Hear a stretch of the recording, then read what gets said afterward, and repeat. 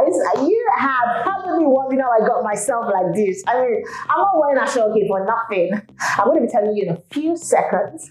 You are welcome to Relufe Review, a show where we objectively review Nigerian art, music, movies, and entertainment in general. Before we forge ahead, guys, I beg you, in the name of whatever you believe in, all the views and opinions that I express here are mine and my personal biases alone. On that note, my name is AY with the double O, and let us get right into the movie of the day.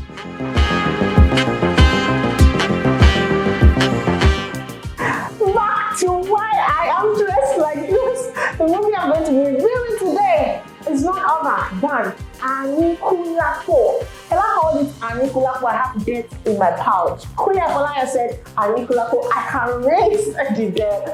Anikulapo, The Rise of the Spectre, is sequel to Anikulapo, the original movie that was a 2022 movie and award-winning film by none other than Kole, the son of Afolaya. I'm excited much for this. I mean, I waited for Anikulapo. You see that Rise of the Spectre just got me shaking like, I can't wait. And then they brought it.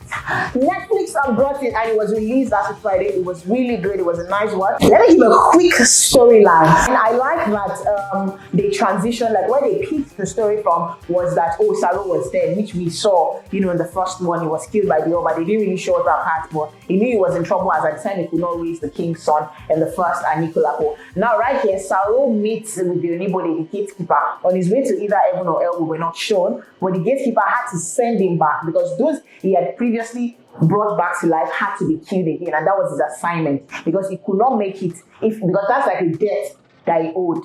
Saro was already busy. You either go back and wake those people, or you stand the chance of being turned to a stone. So Saro went back to Ujumo, and on his way there, you know, he meets series of people, he meets friends, he meets enemies, he met Arolake, he met the enigmatic Basharo. Nothing was more interesting than the introduction of Basharo. Of course, he did leave some Latin here and there, but the introduction of Basharo in that movie, it was worse than the original Basharonga. I mean, than the previous Basharongas that we have watched. So that's a quick storyline about what happened. I'm going to be breaking it down episode by episode. So episode 1 is tagged in Russia, Messenger of Death. So Saro switched from waking the dead to now killing the dead because the anybody said you can't cross unless you go back and kill the people that you've woken before, because naturally these people were killed, like they ended their sojourn on earth. Now you went to wake them, which you've altered the course of nature, so you are going to have to go back and kill them before you can even move, else you're just going to be wandering, you know, you're not going to be here, you're not going to be there. So Saro had to go back and do that. Now, one thing about Saro is a womanizer, and one of the things I was expecting was for him to meet another woman, and Saro did not disappoint me. Saro met Olatorera, a sweet, loving, someone that loved him much as Arolake did. He met, you know, Olatorera. He met 3 The highlight of episode 1 for me was the 3 ghosts that he met, you know, that now give him 3 years. When they give you 3 years, why are you looking after women? Saro, why? You have 3 years, why are you following women? All Saro had to do was go back and kill the people that he had worked with. But then he met this old woman, and I like that he flashed, you know, there was a flashback to the part where the old woman said when she woke him up there that meaning that who sent you? I didn't ask you to do this. It was that time you already woke her, and then the woman was like, you've come to kill me again. Apparently she's a witch or something. She was like, you've come to kill me again. Yeah, I'm not going nowhere. So she helped him get back from being a spirit that he was to being a human and started to live life again. And now the 3 ghosts that were, you know, he had killed 3 people out of the 20 people. So those 3 people could not also make it unless, you know, it's like we're not complete. Until we're complete, we can't also make it. So they were all, you know, they were hanging around Saro. And I think it was good as well because during his 3 years on earth, they really helped him, you know, navigate life here and there and all of that. That's what we saw in episode 1. So one particular thing about episode 1 was, as much as they took us back to what Saro was there were some introductions of some characters that were making the movie almost seem like, you know, it's not getting clear. You're not so unsure of what's going to happen next. The pacing of the movie as well. And those characters were not really aligning. Because if in the episode 1 we had seen Arolake, we had seen Saro, we had seen all of them come together, then, you know, we can really relate. At that point, to be very candid, the movie almost got boring. But then episode 2, so for episode 2 is tagged Oku Abialaye. meaning dead or alive. Now that dead or alive belongs to Basharon. He's looking for two people. He's looking for Saro, he's looking for Arolake. Whether dead or alive, he needs to get those two people. And one thing, Owomo Ogunde played, is the son of Obata Ogunde. He played Basharon in the movie. He delivered the character. There was a scene where, I'm going to get to that scene, but there was a scene where it was so real, I almost jumped to the screen to slap him because what in the name of delivery is that? It was a beautiful performance. It was fierce, it was mean, and he delivered that character. It was so real, I could almost relate with the character. It seemed as though this is something, I had to hold myself like it's actually a movie, don't get lost. So, episode 2 brought the introduction of Basharon. We didn't see Basharon in Anikulapo, but we saw Basharon in The Rise of the Spectre, and he was, of course, the Basharon. Basharon is like the prime minister, and he was also, I guess he should be close to the Alaafin. But in this movie, it seemed as though there was a power tussle kind of thing between the Alaafin and the Basharon. And the Basharon did seem more fierce. It seemed like, I own my word, I'm going to stand by it. The Alaafin seemed kind of, I don't know whether slow. It seemed like Basharon had blown powder on it. I don't know what was happening with the Alaafin, but it was doing a lot of, it was just here and there, all over the place. It wasn't firm as a king. It almost seemed like though Basharon was the king. So for episode 2, Basharon had just one thing to do. He wanted to meet Saro and take the power that Saro uses to wake the dead, because left to him, Saro had the power. So now there was a guard back in Anikulapo. There was a guard. The guards that were sent to look for Arolake, one of them was raised, back to life. We didn't see that in the first movie, but it stated here that Saro and Arolake had woken one of the guards, and then he was the one that went back with Arolake's beat to say that, she has slipped away in the water and all of that. So, and Basharon, one thing about Basharon is he's a very wise man. The introduction of Basharon in this movie almost made, that was like the plot twist to it. But then it was quite interesting because Basharon delivered, and that was the most important thing. As much as there were new characters, Basharon delivered the role. And he also wanted to kill Arolake. The priest did not ask for Arolake to be killed, by the way. He only said Arolake had to return back to Oyo town. But he, on the other hand, wanted to get rid of Arolake. And I feel like Basharon was power drunk. But he delivered that role. It was good. It was really good. So thumbs up to Basharon for amazing performance. Then episode 3 is tagged Pouch of Wealth. You see, when I saw it yesterday, what was in my head was Arolake money spender. Arolake is like Aro money. I just give her that name. Arolake money. I was just 2 hands up for Mama Arolake. No, she made a lot of money. Wealth. Who is down with it? Who are your $10? Where Arolake was? Arolake just came in with bags of money. She now became a queen. You know what you said to a child? Like, what is going on, Arolake? And it tells how you can't really tell the true nature of people until they have money. Money makes you think in the wrong direction. Because why, in God's name, would Arolake just meet a spirit that gives her money? They gave her a pouch of, it was a lot of cowrie in that. And I think maybe it's a cowrie that doubles, because I remember, as the cowrie not finished. So she had a lot of money, and then suddenly she now set up. She meets Aki, on her way to, after she got Saro in the mess and she was trying to move to another village or another town, she was just trying to get somewhere. And on her journey, she meets Aki. She settles in Aki's town and now became Aki's friend, sort of, because she wasn't ready to, let herself out to love anymore. So she, with the help of Aki, she wanted to set up and become a boss lady, and she was just being a philanthropist here and there, doing giveaway, doings. She was doing giveaway here and there. And then the mistake Arolake made, how do you make money? And then go back to where you almost missed it. The mistake in Arolake shouldn't have. Arolake, I know you see this, you just shouldn't have. Why did you go back? To go and do what exactly? To go and tell the king to take you back, that you didn't really do what they accused you of. It was a smart move, but it was not a wise decision. Arolake, you didn't do well on that part. For Saro doesn't just learn. Saro, at any point, Saro it got me like how do you? Saro was still trying to skin his way out of the 3 years. If Saro had his way, he would literally skin his way out of that 3 years. But then he had even gone as far as impregnating Tora. Saro, what's your plan? To spend 2.5 years with your so-called wife. Was he even ready to see his child? Saro impregnated somebody already, or his wife. She loved him. But at the same time, Saro, you could have done better. Getting in a relationship and Summary of episode 3, Arolake made money, and Saro on the other hand had made a baby. A baby coming. A baby was on the way. So episode 4 is tagged important guest. Important guest here is like Alejo to me because so for episode 4, I really saw Basharo in action. This was the part where I knew that Basharo did not come here to play. Basharo was the real villain of Anikulapo Rise of the Spectre. He wasn't in that movie to play. He was ready to give it all. So on one end, Basharo is on his son's neck. So Basharo's son, and that was the introduction of Lateef Adedimeji into the movie. Basharo's son was interested. No, it was his love. The love of his life was the Omoba, the king's daughter, and he wanted to marry her. But Basharo, on the other hand, doesn't want to be the king's in-law. Like, we are two opposite sides. We don't even see each other. So how do you expect me to be the king's in-law? So it was on his son's neck to get another wife. And on the other hand, he was still, of course, in search of Saro. And one of the things that really that was the part where Arolake now moved to Oyo town. She had entered, but she entered and there was a disguise. She was covered and she claimed to be a widow. A widow that was just not opening her face and all of that. But then Basharo is a very wise man. Basharo, I keep mentioning Basharo because it was the highlight of the movie for me. Basharo is a very wise man. He knows how can somebody just be covered. And it's not a thing in Yoruba land for widows to be. So Arolake did something out of the ordinary. And she was really an important guest.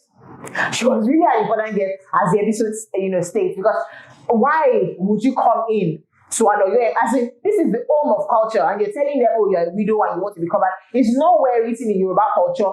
So it was rather strange to the Basharo, like, why is somebody covered up? And on the other hand, she was there trying to get the king and all of that and all of that. That's the some part of episode 4. But as at episode 4, it was already getting interesting, but a part of the movie was now, it seemed as though it was, shifting away from the original story. But then it was still good. It was a good watch. And Awaru on the other hand turns out to be Torera's mother. At that point, I was glued to the seat, like, I'm not going anywhere. How can Awaru be Torera's mother? Saro, you do mama, you do daughter. Thumbs up for Saro. At this point, I have to give it to Saro. I like a money spender, but I have to give it to Saro. I'm even looking away from Basharo now. Saro killed it for me at this point. Thumbs up. So episode 5 is tagged Ale Ariwo, Noisy Night. Ale Ariwo, Noisy Night of Thunderbolt. Thunderbolt is Mago. Mago means don't climb, Kuranga climb. So episode 5 is an introduction of Kuranga, and the Oyos had invited a certain Prince Kuranga to help them fight war against the whites that were colonizing them and all that, without the knowledge of Basharo. And Kuranga comes and sees the king's daughter and is like, oh my sweet, this girl is fine. He falls in love with her. Immediately, it was love at first sight. And he told the king straight up. It was how he sat down and he was saying to the king, I want to marry. I can't place how he said it, but he said it straight up. And then the king just turned and looked. And the next thing, they are already planning marriage. I'm like, I'm laughing. What is your problem? At that point, I was getting angered, but I tried to hold it in because, of course, it's a nice movie overall. So Kuranga on the other hand, was already preparing to get married, and Basharo was angry. Like, I know I don't want this wedding, but then my son wants to marry your daughter, and then you're giving her someone else. But at that point, Basharo was like, nah. So on the wedding night, Basharo had, through the help of one of the maids, the palace maids, placed Mago on the floor. And the way Mago is placed is such that once a woman crosses her leg over it, any man that lays with her would automatically die. Now, there are various ways through which they die. Kuranga just died, and that was how, shown Kuranga just died in the movie, and that was it. Basharo, on the other hand, has also found Saro and Arolake and had put them in the cell. In fact, they ended up in the same cell. When I say reunion, this one is more than reunion. It's a reunition together, because it's like fire and water. Two people that must not clash now meet in the most uncomfortable circumstance. So final episode 6 is time on unraveling. You see the final episode, Basharo finally, tortured Saro. Basharo dealt with Saro big time. He thought he brought out the truth in Saro. He took Saro's key.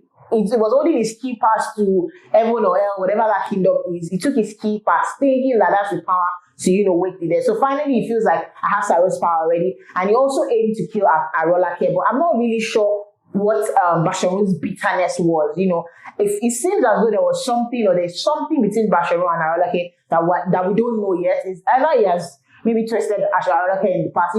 There was just this hatred that I had for Arolake that was it was beyond the old relationship with the king, because it's not like he had a good relationship with the king. So why is he fighting for the king? Like, oh, Arolake cheated on you and she has to be killed. So I'm wondering, that part is not clear to us. Saro on the other part, finally is dead. His 3 years, has lapsed. And then they didn't show us the part where he died, but I'm sure that's the end to that part. Then before, he passed, he told Arolake to reach out to his child and make sure that, his child is well taken care of, give his child like everything, just basically to support his wife. On the other hand, Kuranga's people had come to Kuranga died already, so they didn't even come to claim their child. They came to claim the wife that he paid, a bride price. So they came to speak of their wife. And that shows how weak a king is. How do they take your child from your presence? And, there was no push, nothing for an Alafi that has an army of, soldiers, that has guards everywhere. You allow them to take your child like that. And that's like the final scene, that we saw. The final scene we saw was where Arolake went to visit Sarah's wife. So to the final review of Anikulapo, Rise of the Spectre. For the plot, I would say that for the scenes, and there were some scenes and some subplots that were not really adding up, they dragged the storyline and it took us away from the original story. So Anikulapo, Rise of the Spectre as a movie on its own would have been a very good story. But because it is sequel to the Anikulapo, it also had, you can't take away the main movie, from the sequel. There has to be a connection. There was a connection. It wasn't strong enough for me. So I would say that I would give it a 4/10 for the plot of the story. It seemed more like the power tussle thing. It seemed more like it was the king. It was a war between the Basharu and the king and the priest, other than Arolake and Saro. Of course, we did see them in the movie, but we didn't really see. Saro came in his weakest form. Arolake too came in, looking a bit strong at the beginning of the movie, but she was weak at the end of everything. And Basharu now seemed to be the villain. He was indeed the villain of the story. The plot, because the storyline was, here and there, I'll give it a 4/10 for the plot of the story. For the attraction of the movie, the depth of Yoruba culture in the movie something. It gave me joy from the Basharu's accent. They all delivered the fact that I saw proper Yoruba culture. If you would agree with me, it's different from the non-random Yoruba movie out there. The depth of Yoruba culture was the point of attraction in the movie for me. So I'll give it 8.5 for the attraction of the movie. So for the theme of the movie, it centers around betrayal, revenge, a fight for the ultimate power, which takes us completely away from the original theme of the story. Yeah, there was still a bit of romance, in this one, but it was away from Arolake, it was away from Saro. It really centered, it was like they were just trying to make us see Basharu, and it seems like we're going to be seeing more of Basharu. I want to see more of Basharu, but for this theme, because we're going to be rating this also, we're going to be rating this, but we're also going to be deviating from the original story. So for the theme of the movie, we would rate it a 5/10 for the theme of the movie. Now for the acting of the movie, please note that there were A-list actors in this movie, from the new characters to the old characters that were there before. Kunle Remi, Bimbo Ademoye, Owogo Ogunde that played Basharu, he gave it 100. To all those Ijoyes, the chiefs, and all of those are veteran actors that are giving us like top movies in the industry. I'll give it a 7/10 because of some, I won't call them baby actors. There were new actors as well. For some of those people that had just one scene, 2 scenes here and there, I felt like the delivery wasn't, so good. It wasn't well interpreted, especially those that played the spirit thing, the demon part. Some roles were not really there, but they had more top-notch actors than new actors. So I'll give it a 7/10. For the dialogue of the movie, the storytelling, the context, there was really no, they didn't overdo it and they didn't underdo it. It was just at the perfect point. It was a good middle point. Nobody was here or there. it was just perfect. For the Yoruba, the language, the accent was deep. You know, at the point I felt like this is too much. You know, they gave it their best, and that's the most important thing. You know, in the movie, seeing the actors deliver, they delivered it well. The dialogue was good, the conversations, the flow, everything was good. So I'll give it a 9/10. It was really good. For the cinematography, the visual language, the lighting was good, the setting was good. But for the makeup, especially the dead body, the sorrow part, they didn't do much justice to that. It was quite, tickling rather than what it was supposed to be. I mean, a dead body is not supposed to look nice anyways, but we're not supposed to. I almost did run from my screen. So for the makeup, they could have done, it could have been better than it was, but it wasn't good. For the old tribal market, the costume was nice overall. It promoted that indigenous Yoruba culture. It was good. So I'll give it a 7, between a 7, yeah. The 7 is fair enough for the cinematography. So for the editing, for the soundtrack and the directing of the movie, the editing was good. The pace, the effects, it was good. It was okay. For the soundtrack of the movie, that beautiful young lady did a perfect job. The song it made me fall in love all over again. The song is warm to the soul. Whatever she did with that music, God bless you. For the directing of the movie, of course, nobody does it better than Kunle, the son of Afolayan. His vision, his execution for that movie. I know what he envisioned is what came out, because he puts his best. I'm not trying to be biased here, but he did a nice job. It was 100/100 for directing for me. So for the editing, the soundtrack, and directing, I'll give it a good 8.5. For the it factor, it is a one-of-a-kind movie. To be very honest, Anikulapo is not a new storyline, the village setting, but they twisted it. The Basharu being in the story is different from the regular Basharu stories that we've seen. It's just, there's something unique about the storyline, but at the same time, the subplots were just a lot. Some scenes were dragged and unnecessary, but it was a good story. Overall, it was a good story. So overall, final verdict, this movie is a 7/10. It's a must-see movie. You should definitely go and watch it. If you have not watched it, if you've not, just please get a subscription and just watch it. You should definitely watch Anikulapo, Rise of the Spectre, especially if you watch the first one. You should watch the sequel. And if you've not seen the first one, this is an opportunity for you to see the first one and also see the sequel as well. It is a good 7/10. Thumbs up, Kunle Afolayan, to the director, to the team, to the actors. You all did a fantastic job. It's a must-see movie. So guys, that's the end of Anikulapo, Rise of the Spectre review. If you love that movie, just give it a thumbs up in the comment section for me. If you also think that I did a good job reviewing it, let me know in the comment section. If you love my house, because I came in there in fee, because it is Anikulapo and because it is Kunle Afolayan, you're going to pay me money. Drop the money in the comment section as well. Don't forget to like, don't forget to share, don't forget to follow us across all social media platforms. It is at Relufe TV. Until I come your way again next time, my name is AY with a double O, and this is still Relufe TV.